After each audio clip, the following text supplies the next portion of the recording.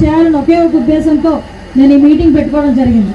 నేను ఎందుకు ఎండిఓ గారి మీద ఎంఆర్ఓ గారి మీద నేను ఎందుకు మాట్లాడుతున్నానంటే, ఒక మినిస్టర్ వచ్చేటప్పుడు, ఈవెన్ ఒక ఎమ్మెల్యే వచ్చేటప్పుడు, ఏదైనా ప్రోగ్రామ్ జరిగేటప్పుడు ఆ మండలంలో ఉన్న ఎంఆర్ఓ ఎండిఓ లోకల్లో ఉన్న అధికారులు రావాలి.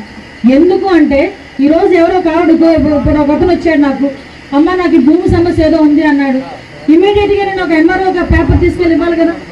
మళ్ళీ ఎంఆర్ఓ ఆఫీస్ నేను పంపించుకునే పరిస్థితి కాదు కదా. ఎమ్మెల్యే వస్తున్నారు, అందులో మినిస్టర్ వస్తున్నారంటే మీరు కూడా ఏదైనా చెప్పుకుంటే బాధ తగ్గుతుంది అనే ఉద్దేశంతో మీరు అందరూ ముందుకు వస్తారు. అటువంటిప్పుడు డెఫినెట్గా అధికారులందరూ కూడా వెనకాతలు ఉండాలి. పరిస్థితి ఎలా అయిపోయిందంటే, అధికారుల పరిస్థితి ఎలా అయిపోయిందంటే, ఇప్పటి వరకు కూడా ఇంకా 5 సంవత్సరాలు ఆ వైఎస్ఆర్సీపీ అన్న దాంట్లో మగ్గిపోయారు. లిటరల్గా చెప్పాలంటే మగ్గిపోయారు. ఆ మగ్గిపోయిన దాని నుంచి బయటికి రావాలంటే మీకు చాలా కష్టంగా ఉంది.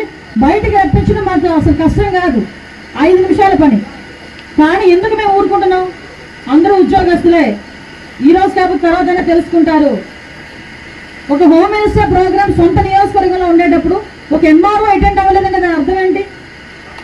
అంటే మా తాలూకా చేతకాంతనమా లేకపోతే మీ తాలూకా నిర్లక్ష్యమా?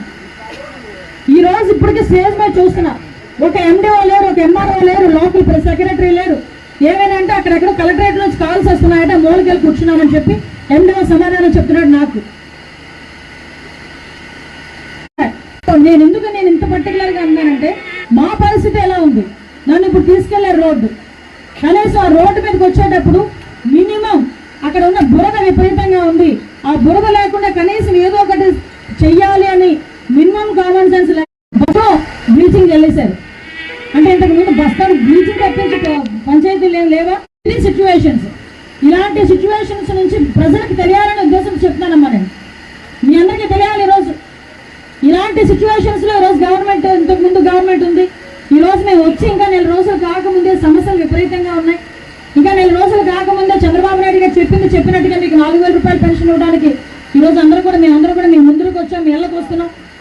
ఇటువంటి సందర్భంలో అఫీషియల్స్ అందరికీ, రాజకీయాలు దేనికంటే అఫీషియల్స్కి మీ పని మీరు చేయండి. నేనేమో నా ఇంటికి రాలేదని చెప్పి మిమ్మల్ని తిట్టట్లేదు కదా, నేను నా క్యాంప్ ఆఫీస్కి రమ్మని మిమ్మల్ని చెప్పలేదు కదా. నేను ఒక ప్రోగ్రామ్, అఫీషియల్ ప్రోగ్రామ్ జరుగుతున్నప్పుడు రావడానికి ఏంటి ప్రాబ్లం? మా పరిస్థితులు ఎలా ఉంటే, ఒక సామాన్యం ఇందాక ఒక డయాలసిస్ పేషెంట్ అట, వాళ్ళ అల్లుడు గురించి వాళ్ళ అత్త ఎంత బాధపడిందో నా దగ్గరకు వచ్చి అడుగుతోంది.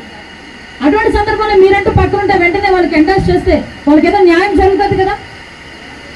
సామాన్యమైన ప్రజలకు ఒక్కసారి అటు వినండి, ఒకసారి కనీసం న్యాయం జరగలేని పరిస్థితిలో ఉన్నారు ఈరోజు.